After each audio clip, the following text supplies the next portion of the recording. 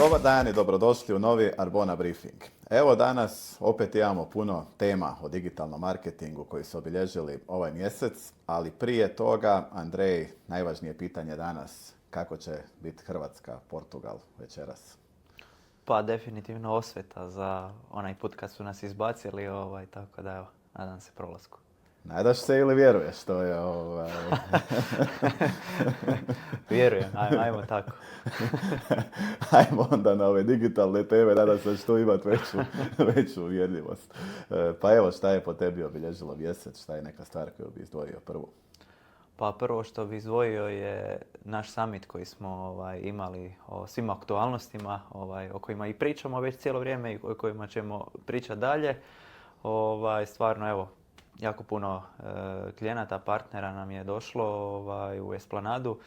Stvarno smo pokrili jako velik dio tema što se tiče digitala i AI-a, tako da po feedbacku jako korisne informacije. Svako je dobio nekakav uvid ili nekakav dio za provjeriti u svom poslovanju.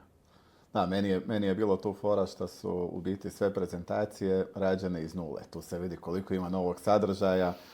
Znači sličan event smo zadnji imali pred godinu dana, sad smo napravili novi koji je u biti sve rađeno iz nule. To nam pokazuje koliko ima tih novosti. Ali ono šta mislim da ipak najveća novost koja dolazi na naše tržište je taj Google Shopping.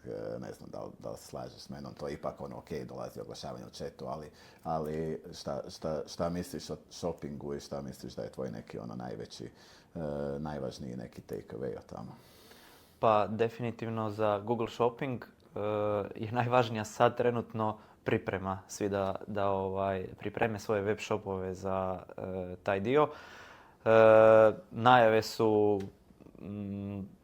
pozitivne, dakle Google Shopping bi trebao promijeniti u biti način kupnje u Hrvatskoj. Vjerojatno će trebati nekakva vrijeme prilagodbe da korisnici počnu to koristiti, ali definitivno samo sučelje Googlea se mijenja i drukčije će sve biti, a webovi se moraju prilagoditi da bi mogli biti na tom dijelu. No, mislim da će korisnici brzo to početi koristiti jer je visibility toga ipak najveći. To je znači ono što prvo vidimo u tim rezultatima. Tako da tu mislim da će više biti taj dio nekakav algoritma dok nauči i dok vidi malo ta learning faza par tjedana dok krenu neki značajni rezultati, ali mislim da možemo očekivati bolje konverzije, jeftinije konverzije čak nego u klasičnom searchu kroz taj kanal. Šta vidimo po nekim benchmarksima na drugim tržištima. Tako je, to su definitivno najave i sa drugih tržišta u koje imamo uvid. Bitno je dakle srediti tehnički dio, taj feed napraviti, o tome smo puno govorili i dali smjernice klijentima. Ono što tu definitivno treba predvidjeti je, svatko treba predvidjeti budžet, dakle da bude na vrijeme spreman, da se to ne čeka, nego da krene odmah u to i u testiranje. Odakle taj budžet? Znači, lako je reći treba budžet, ali da li to je neki ekstra budžet ili to iz postojećeg ili... Pa definitivno bi to trebao biti ekstra budžet, dakle ne skidati ovo postojeće što se ima, da se ne kvari sad i algoritam i signali koje kampanje imaju, tako da definitivno predvidjeti nekakav ekstra budžet, barem u kampanjama za taj dio. Da, ono što bi ja izdvojio je da imamo tu još jedan problem, možda i veći od budžeta, je sad što u 9. mjesecu će to biti dostupno samo za webove koji su na engleskom, tako da ćemo imati veliki priliku za globalne shopere koji su u Hrvatskoj i koji će onda imati taj visibility na najatraktivnijoj poziciji realno na Google-u, a tek u 3. mjesecu je najavljeno da će moći hrvatski web shopovi, mislim kako se hrvatski web shopovi mogu prilagoditi je da naprave englesku verziju svog sajta. Znači tu je nešto što možemo očekivati je da će se prikazivati oglasi i na ključne riječi koje su i na hrvatskom, tako da tu mislim da će biti dosta veliki izazov realno za svih od 9. do 3. mjeseca kad će se prikazivati sajtovi koji su na engleskom. Ja. Pa definitivno nismo u dobroj poziciji što se tiče hrvatskog jezika. Dakle, tu govorimo engleski jezik, ok, webovi koji imaju u Hrvatskoj engleski jezik, ali govorimo i o svim drugim webovima koji će ući na hrvatsko tržište, a nisu do sad bili. Dakle, njihovi oglasi će se prikazivati jer imaju engleski jezik, a naši ne mogu do 3. mjeseca ako ga nemaju, recimo, ako ga ne prevedu do onda. Da, a još jedan izazov je regulativa koja je došla ovaj mjesec, je tako. To je isto malo još uvijek sve u zraku, na koji način se prilagoditi i šta oko toga napraviti vezano za e-commerce, taj dio, je tako. Da, došla je regulativa nova o zaštiti potrošača, dakle svaki web shop će morati dodati jedan dio na webu kao gumb, otkaz ugovora, odnosno to se odnosi na povrat robe, odnosno da webshop mora vratiti novac u roku 15 dana ako korisnik nije zadovoljan sa proizvodom.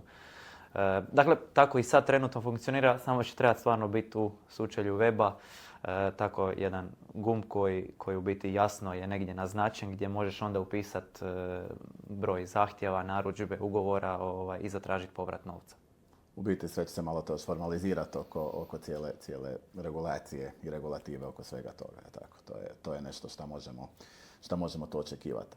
A tu je bilo i, mislim, zanimljiv je ovaj dio oko ChatGPT-a isto šta se događa. Tako. To je isto to oglašavanje. Do sad je bilo samo za velike igrače, sad je krenulo i za da nema nekakvog minimum spenda. Pa ne znam, evo šta je tvoja neko viđenje toga? Da. Pa da, najavljivali smo u biti da će ChatGPT oglasi biti dostupni jednog dana i u Hrvatskoj i počelo je u biti to širenje. Mislim da je to bilo sad na tih 8 država, ali nama najbliža, dakle, UK. Dakle, to je, ajmo reći, što se tiče Europe, pokrenuto i tamo se oglasi prikazuju. Europska unija, Hrvatska, naravno, regulativa malo kompliciranija, tako da očekujemo da će i tu krenuti, samo da će to kasniti. Za sada nemamo nekakve insight, recimo, kako idu kampanje, koje su stope konverzije u UK-u, ali nadam se da ćemo ubrzo dobivati podatke pa da ćemo biti pametniji oko tog dijela. Da, koji svaka platforma u početku je uvijek dobro proba testirati, čak i ako neki od naših oglašivača koji su iz Hrvatske, a interesantna su im tržišta na kojima je to dostupno, vjerojatno je zanimljivo za probat, samo je bitna stvar što mora se imati billing u toj zemlji, znači ne može se pokretati iz Hrvatske, može se upravljati iz Hrvatske, ali mora, znači, što se tiče plaćanja, mora biti iz te konkretne zemlje gdje je to dostupno, tako da sigurno nešto što smo već pričali kroz svaki od ovih naših podcasta je da treba pripremati za iduću godinu i dio budžeta za AI od Geo, koji je realno već trebalo početi raditi, gdje stvarno vidimo super rezultate na nekim projektima i gdje vidimo napredak oko toga i gdje vidimo da ta uloženo dobiveno stvarno ima smisla, ali nešto što dolazi na nje, oglašavanje u ChatGPT, u Gemini, u Perplexity, to sve nekakve stvari koje mislim da možemo očekivati. Vjerojatno zadnje u Gemini, ali na neki način kroz Google AI mod isto već sad. Ja? Da, i u ChatGPT-u u biti oglasi se prikazuju, dakle, u ovoj besplatnoj verziji, dakle ove pretplate, jače pretplate nemaju predviđene oglase za sada. Da, ali realno su volumeni korisnika tu u tim pretplatama i tu su i ti neki naši potencijalni kupci, tako da mislim da svakako nešto što mislim da trebamo gledati kao nešto iz ovoga je da planiramo u budućnosti i taj budžet za taj dio i da dovoljno rano testiramo. Jer vidimo, ne znam, pred 2 godine je došlo TikTok u Hrvatsku i vidimo već polako taj dio kako cijene lagano rastu oko toga. Tako da treba iskoristiti tu fazi kad je to još skroz novo. Ja. Pa definitivno, s kojim god klijentima smo isprobavali tako neke nove platforme koje su došle, su uvijek u biti dobili taj dio, ajmo reći, šlag, pokupili dok nije bilo konkurencije jake, pa su za manje budžete dobili više. Eto. Ko prvi njegova djevojka, kako vole reći. Evo, i kako nam više nije ostalo vremena, ne znam, zadnjih 20 sekundi, ako imaš još nešto što bi volio izdvojiti za ovaj mjesec. Pa možda ne za ovaj mjesec, pretpostavljam možda pred kraj godine, početak godine se govori možda da će se malo Google Ads kampanje promijeniti, odnosno da će neke funkcije se ugasiti poput fizički baš kreirati display kampanju. Naravno, bit će moguće prikazivati banere na portalima, samo kroz drukčije postavke kampanje. Dakle, neće se više moći otvoriti display kampanja i slično.